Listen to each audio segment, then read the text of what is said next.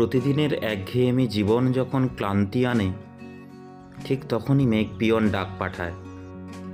আর সেই আমন্ত্রণ উপেক্ষা করে এমন সাধ্যি কার আছে?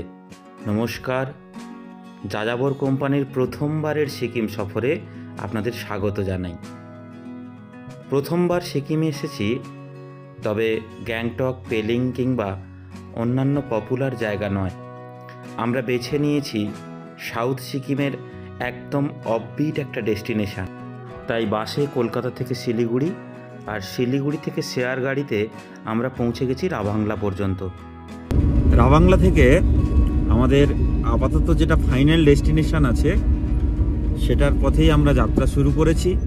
আমাদের সঙ্গে তামাংজি আছে, তামাংজি আমাদের আনতে এসেছে।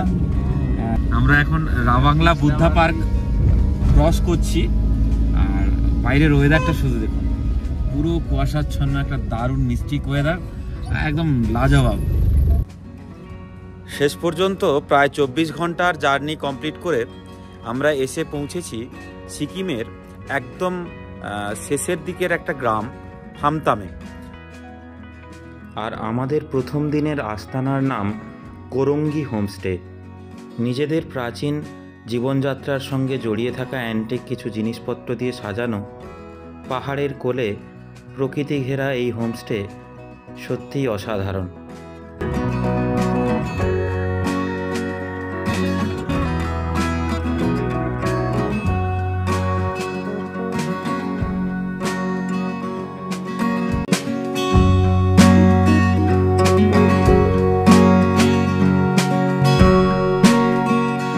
চলুন এবার আমরা যে রুমটায় আছি সেটা একটু আপনাদের ঘুরিয়ে দেখাই।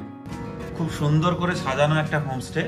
একটা ডবল বেডের খাট রয়েছে, একটা সিঙ্গেল বেডের খাট এদিকে রয়েছে। এই যে একটা সিঙ্গেল বেডের খাট রয়েছে এখানে, আর একটা টেবিল রয়েছে, সুন্দর করে ফ্লাওয়ার ভাস রয়েছে, আর ওয়েস্টার্ন টয়লেট যেরকম থাকে সবকিছু এখানে রয়েছে, অসুবিধা কিছু নেই। গিজার রয়েছে, যেটা এখানে মেনলি লাগে।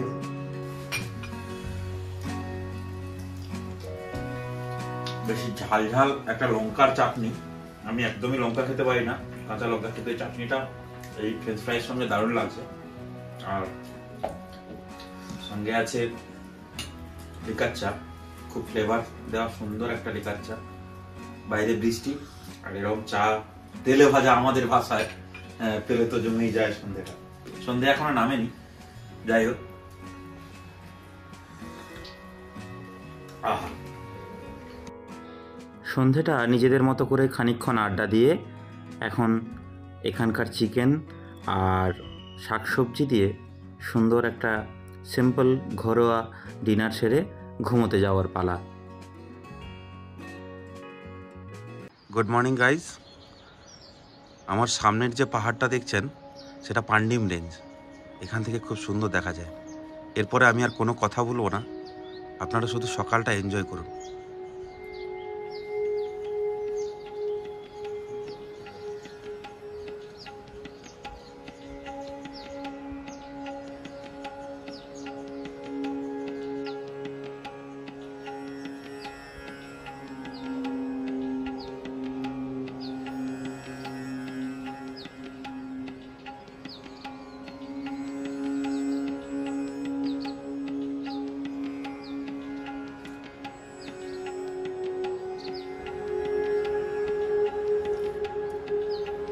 Literally once in a lifetime moment. মানে সত্যি ভাবিনি এতবার দার্জিলিংয়ে এসেছি, কালিম্পংয়ে গেছি, কোথাও থেকে কাঞ্চনজঙ্ঘা দেখতে পাইনি। আজকেও কিন্তু কাঞ্চনজঙ্ঘা দেখতে পাইনি, কিন্তু যা দেখলাম মানে একদম ওই আমাদের সাহিত্যের ভাষায় বললে জন্ম জন্মান্তরেও ভুলবো না। লিটারালি আমি এক্সাইটেড খুব, কারণ পুরো পান্ডিম রেঞ্জটা আমরা দেখতে পাচ্ছি একদম। আমাদের এই যে জানলা, এটা হচ্ছে জানলা এখানে, আর জানলা খুললেই দেখতে পাবো। আর দাদাকে বলে রেখেছিলাম সকালবেলায় যদি ওয়েদার ভালো থাকে ডেকে দেবেন। যখনই ডেকেছে ঠিক সেই মোমেন্টে একদম ওই যে টপের এক ফোঁটা এক জায়গায় মনে হচ্ছিল নিডলের উপরে একটুখানি জায়গায় সূর্যটা দেখা যাচ্ছে। তারপর পুরো রেঞ্জটা এখন পুরো সাদা হয়ে গেছে। দেখুন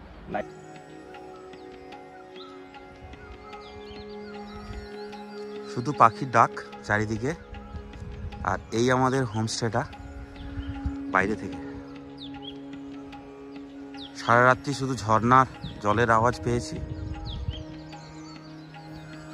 আর সকালবেলা পেয়েছি এই। বাইরেটায় বেরিয়ে এলাম যাতে পুরো রেঞ্জের ভিউটা পাই, তার জন্য।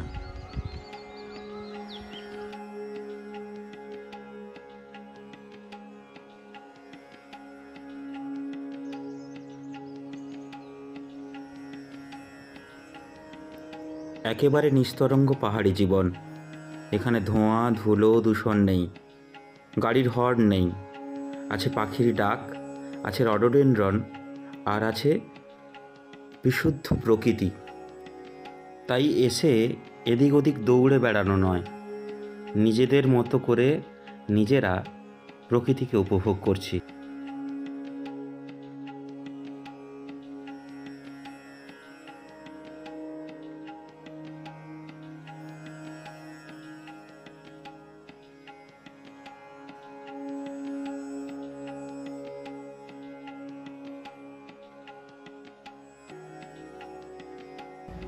সকালের ব্রেকফাস্ট একদম সিম্পল, আটার রুটি আর একটা আলুর সবজি চলছে বাইরে রোদ্দুরে বসে।